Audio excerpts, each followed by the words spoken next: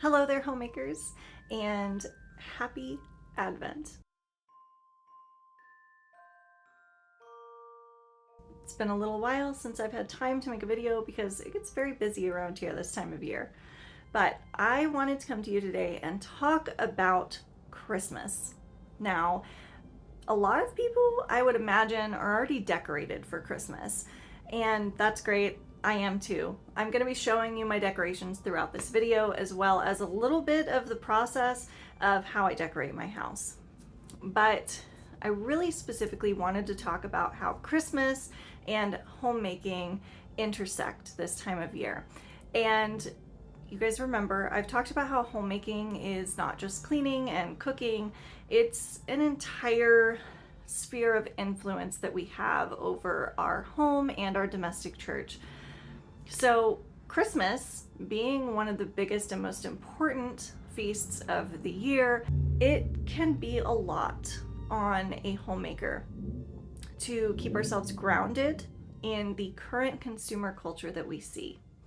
So I've noticed a trend really over the last decade, but really kind of revving up over the last 5 years or so, of consumerism going into overdrive when it comes to how our homes look at Christmas and how we decorate. Now, I'm not saying this is a completely new phenomenon by any means. I myself, from my earliest memories, idolized people like Martha Stewart or the homes in Better Homes and Garden, especially around their Christmas editions and Christmas shows, because I wanted that. I wanted a beautiful, over-the-top, festive home for the holidays. And now, after 15 years, I have a home like that, or at least in my opinion. Now, will it be in Better Homes and Garden anytime soon? No, absolutely not. But for a quote-unquote regular person with a regular one-income household, I have amassed quite the Christmas decoration collection. So people that walk into my home that know nothing about me would probably think that I've, number one, spent a ton of money on this, and that maybe I'm a little more fancy pants than I actually am in real life.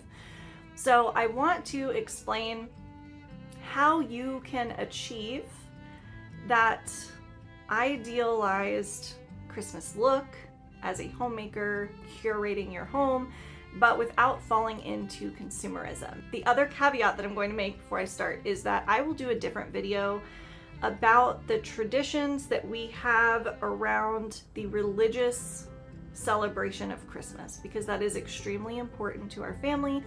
We are Catholic. We do the Jesse tree, the Advent wreath. We go to Mass. We do celebrate very strongly the religious importance of Christmas, because that's the only reason we celebrate Christmas. Christmas exists because it's Christ's Mass. It's the day of his birth. So that's the entire reason that we have Christmas at all. So please don't think that I'm ignoring that. I'm just going to address that in a separate video on its own, because I think it's an important topic that deserves its own video. So with that out of the way and understood, I want to talk about the kind of nostalgia bomb that Christmas can be if you curate your home for it. We've seen an uptick in very stylized homes for Christmas. A lot of trend chasing, a lot of people switching out their decorations, it seems like yearly. And that is unattainable for the average person. These influencers online, a lot of their stuff is sponsored, or they just have a large budget because they have a large following and make money from doing social media. But it can be really easy to compare ourselves to those people. Just like I've always compared myself to Martha Stewart or the homes in Better Homes and Garden. I don't have Martha Stewart money, but I do have her craftiness, if I do say so myself. So my first tip for homemaking and Christmas is to understand that you're going to build your collection slowly.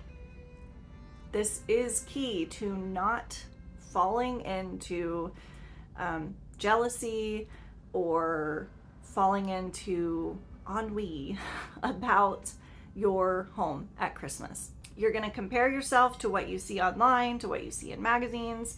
Realize that for the most part, families build their Christmas decorations and their Christmas nostalgia and traditions. All of that is built over years. 15 years ago, when I started my own home after I got married, we had a super cheap Christmas tree, I think one box of like plastic ornaments, and then some of our various childhood ornaments that our parents had given us.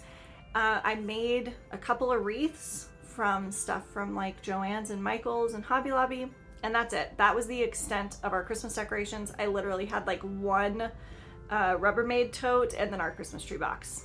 That's what I started out with. Now, and I can't remember if I filmed the attic. If I did, I'll put the clip in here. Now I'm running out of space in the currently floored part of our attic, so we're gonna have to floor more of the attic for my decorations. But that has taken me 15 years to grow my collection. So understand that you don't need to go out and buy everything your very first Christmas running a household, or your second, or your third, or your fourth. Slowly build up your collection and just learn to be content with the amount that you have. Tip number 2 has to do with how to build that collection. So thrift stores and yard sales are absolutely my secret to how big my collection has gotten. Most of my garlands have come from yard sales, including like really nice lighted garland. There's some garland that probably I'm gonna have to throw out soon because I think it might be from like the 60s or 70s. I got it at a yard sale. Every year I put it up, it gets a little bit more bare. It's a little rusted. So, you know, sometimes you might have to replace things, but I gave that garland several more years of life after finding it at a yard sale. But I digress. Shop sales. So places like Hobby Lobby, obviously they always have 50% off, which it's a whole other discussion about if that's actually on sale or not, because they know they're going to mark it down. But anyway, it is cheaper than what quote unquote full cost would be at that store. So definitely wait until it's 50 to 60% off. Sometimes they will do 60% off leading up to Christmas. So if I need anything before Christmas, that's usually where I'm getting it at. Or thrift stores, because thrift stores will start to put out their Christmas stock in like November-ish. Or wait until the week after Christmas and everybody will start clearancing everything. Home Goods, Target, all those places. They will start to put things on clearance. So then if you've had your eye on something, you can go out the day after Christmas, 2 days after Christmas, and see if there's still a couple left on the shelf. I have definitely lucked out with that, especially for things like the wreaths that are just made out of ornaments. I've gotten a couple of those from Target and other places on clearance for like less than $10. Something to kind of notate in your planner. Hey, go look at Christmas clearance the day after Christmas. That's a really good way to get it. Kind of have an idea as you're packing away everything. Have an idea of maybe a trend that you want to try for next year, or an update that you need to, say, like my garland that's probably on its last leg. I'll probably need to update that next year. Keep that in mind as you're hitting that clearance and looking at those sales. Now, my third tip is to allow yourself to update maybe one thing a year. And for me, this usually does have to do with kind of a little micro trend that I've seen, something that really caught my eye during the year as I looked at other people's decorations, or trends that I noticed in the store, or just a display that I really liked the look of. So a couple of years ago, I changed one small part of my color scheme. So I do have a color scheme for kind of the living area. And for years, I'm talking about a decade, it had always been red and gold and green. I really love that classic Christmas look. And I had started to see people use red, gold, and navy blue. So I switched out my green ornaments for navy blue. Now I kept my green ornaments in case I want to switch back one year, because I might get bored of the blue, and I'll save those and drag them back out maybe when I'm not bored of it anymore. That's the beauty of like building a collection, is that you're able to start switching things out on different years, but you still have all of your stuff as a whole curated to what you like. So I switched out to navy blue. I'm still using those. Like I said, if I want to switch back to green next year, I still have it.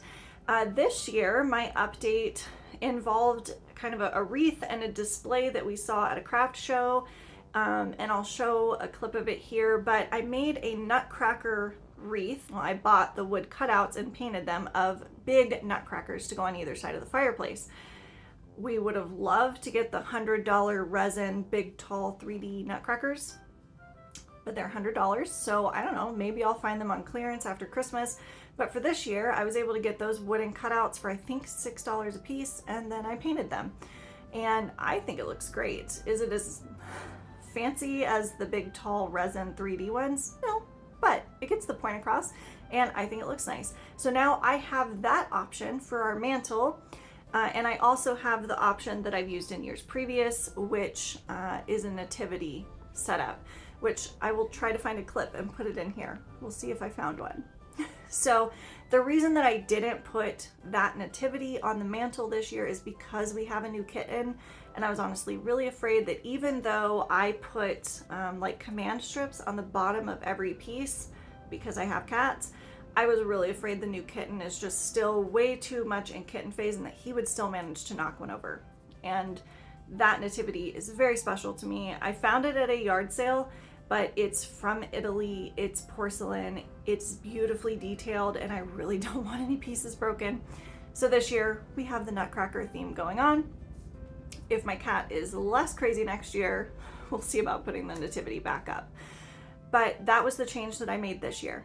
So both of those changes cost me less than $50 the year that I did them.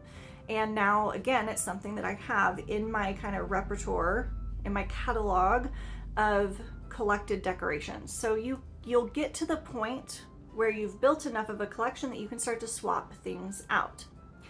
Now, my fourth point is one that I think is maybe going to be a little hard for me to articulate, but it's something that I've seen discussed online a lot, especially this year for some reason.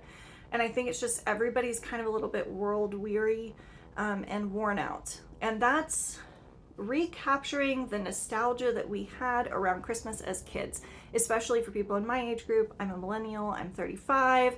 A lot of us have very fond memories of just kind of that electric feeling of Christmas that we had as kids, that nostalgia, that warmth that we get when we think about how Christmas was back in, say, the 90s and early 2000s.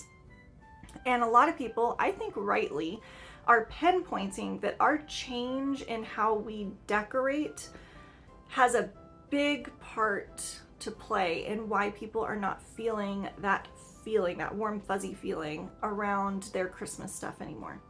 Because when you're changing out your decorations to follow the trends, which change every year, you're not building a memory, you're not building a foundation for that nostalgia to stand on. So my kids, my oldest is actually going to turn 13 at the end of this month.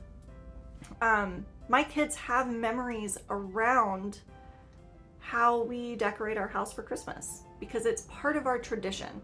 And I think that people are kind of missing that connection, that your decorations, the way that your house looks, the way that it feels, the way that it smells during Christmas, that's part of your traditions. Your tradition isn't just watching a particular Christmas movie or going to look at Christmas lights. How we see the world at Christmas is part of tradition. So keep that in mind as you're curating your collection as a homemaker. So we curate our house. We want it to be a sanctuary. We want it to be a safe place. And around Christmas time, how you decorate is actually part of that, whether you realized it or not. So kind of get in your head a vision for what you want your Christmases to look like. Like I said, for me, it's very like classic Christmas, just that red and gold, a little bit of glitter, chestnuts roasting on an open fire. Like that's the vision that I have in my head of how I want Christmas to look in general for our home, because that look gives me that warm, fuzzy feeling. And maybe for your home, it's something different. Maybe you really like that mid-century, really bright colors and aluminum tree and all of that. I think that's totally great too. Maybe that's the vision that you have. Start building things around that vision as you build your collection, and you're going to start to see your decorations become part of your tradition and part of the nostalgia that your family is going to feel around the celebration of Christmas. Because our environment, the things that we see, it really does affect us. And I've talked about this before, that homemaking is so much more than cooking and cleaning. It's about this nest that we are building. It's about the sanctuary that we are creating. It's about that feeling of security that we're trying to orchestrate for ourselves and our kids. And that's based on order and familiarity. I cannot say that word. You guys know what I mean. It's based around that feeling of comfort that happens in our homes if we're doing homemaking well. And Christmas needs to naturally flow out of that.